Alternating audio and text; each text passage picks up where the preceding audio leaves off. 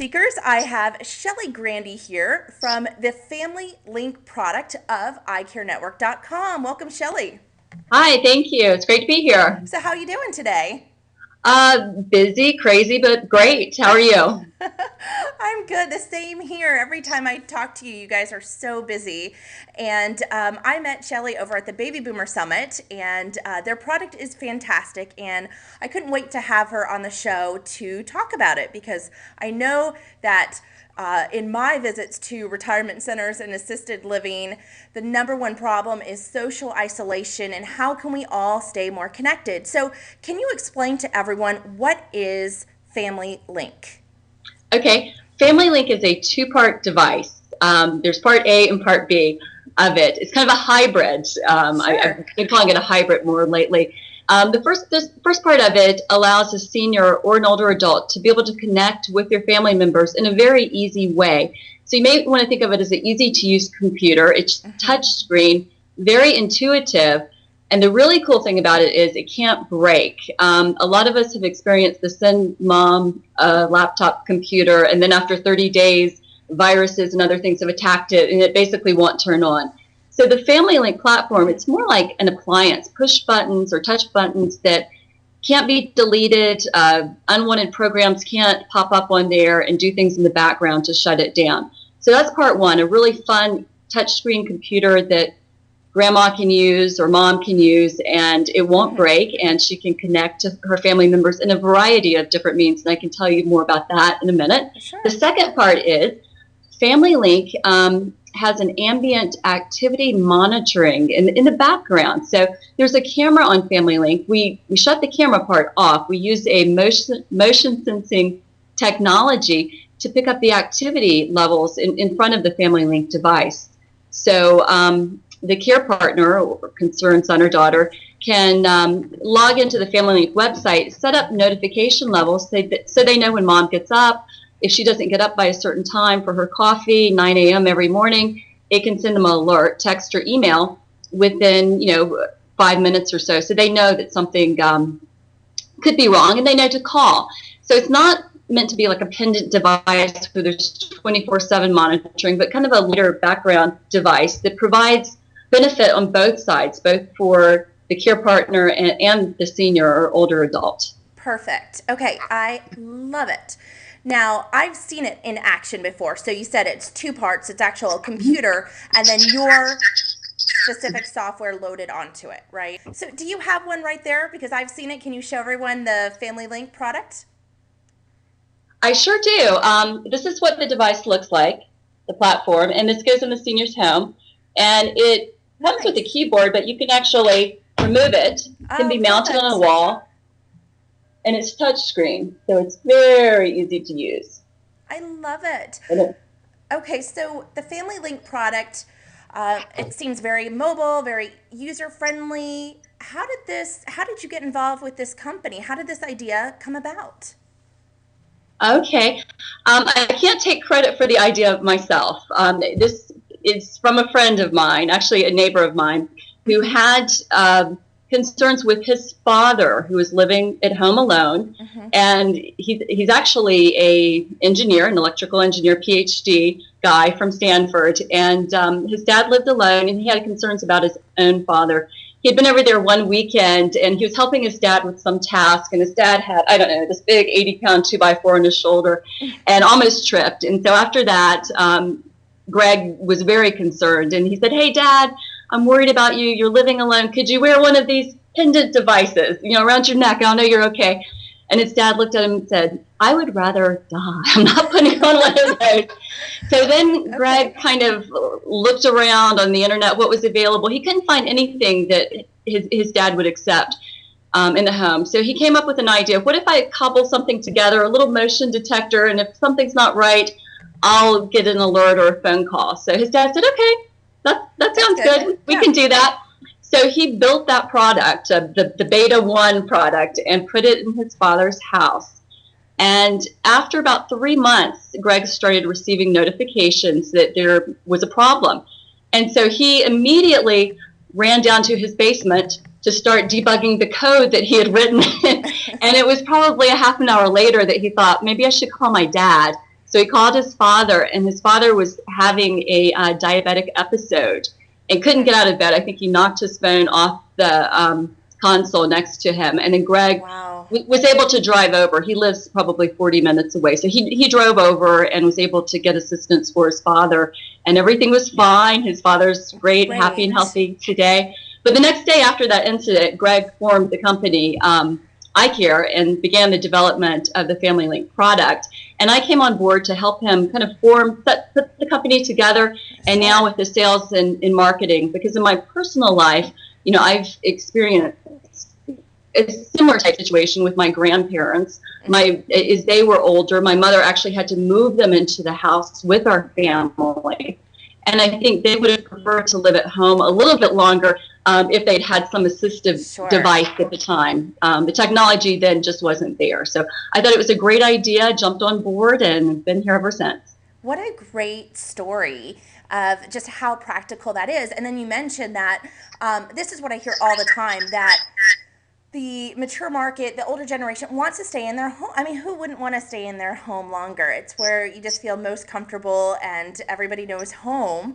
And with technology, we can really do that. And so that's an awesome story. So besides home, where would somebody use FamilyLink? Do you think it's something that an assisted living or independent living resident would prefer as well, or just folks who want to stay in their home?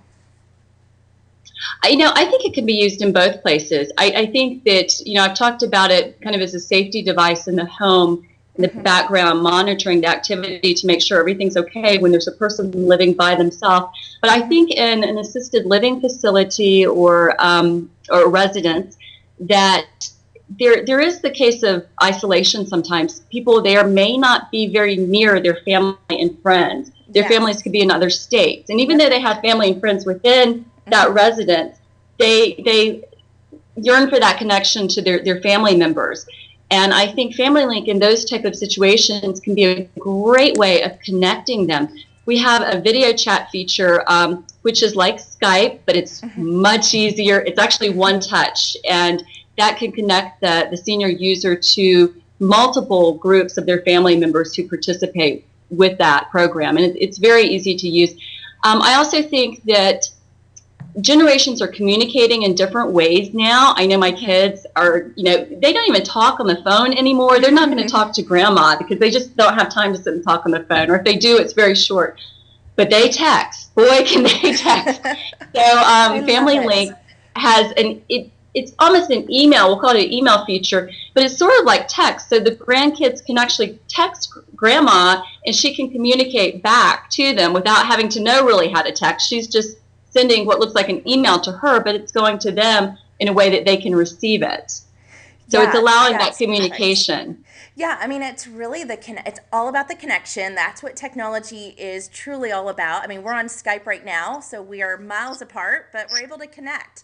I think it's brilliant how you recognize that this is how the grandkids communicate, this is how the kids communicate, and how can we bring that new user generation into that communication umbrella. So there's no reason to leave anybody out when technology can be created to bring everybody in, and then they can share in on, the birthdays for the kids. I had for Christmas, my parents they've moved to Florida, and they really wanted to see the grandkids open up their presents. And so I only had my phone with me. I was at my brother's, and I held up the phone and just used video chat to just let them experience Christmas time as well. So, I mean, it's a piece of technology, but it's how it's being used, and that's what I really like about you guys. So, where can someone buy FamilyLink? Okay, we sell it on our website, which is familylink.net, not .com. That's ancestry.com. We're familylink.net, and we also have it available on Amazon as well. Okay, perfect. Now, when someone buys it, is it pretty easy to set up? If they're setting it up for their grandma, should they bring it over and set it up for them, or set it up at home first? And how complicated is the process? It's extremely simple, and we did it that way on purpose. It's pretty much as easy as entering the web key into the device itself so that it connects to the internet in grandma's home. All the rest is done in the background by the primary care partner. So say you purchase a FamilyLink device, you go in and you would set it up basically with your mother or grandmother's basic information. It would give her an email address, and then from that point where you're logged in, that is the care partner, you can send invites out to all of her family members and friends, basically just email invites. Once they receive those, they're then a part of her network, and they can communicate back and forth with her. Another really cool thing about FamilyLink, it's a closed network, so only the family members and friends that are invited to it can connect. So basically, you buy FamilyLink, you send out the invites, you bring FamilyLink into her home, you turn it on, and you put in the web key to connect it to her Wi-Fi, and boom, it's immediately hers. It's personalized for her. In the background, the friends and family members can be sending her photos, before it's even turned on. And when it comes up, it will be populated with that. Nice. So it almost comes pre-configured with her unique information and photos for her family. So perfect. So what are the seniors and the folks who want to age in place, what are they saying about this product? What kind of feedback are you getting? We are getting great feedback. The best feedback, I think, is just that we're hearing it's easy to use. That was one of the primary things in the background when we were designing it. From their standpoint, we wanted it to be very intuitive. Just one button pushes, so it's not confusing at all. And we're finding that some seniors are a little tentative with technology, but we're finding once we engage them with FamilyLink, they become very quickly comfortable with it. They're very good at engaging, and I think some of the features they like. We've got an internet radio. It's one touch. It's great. It doesn't time out like some other internet radio services that I use. So what are you talking about?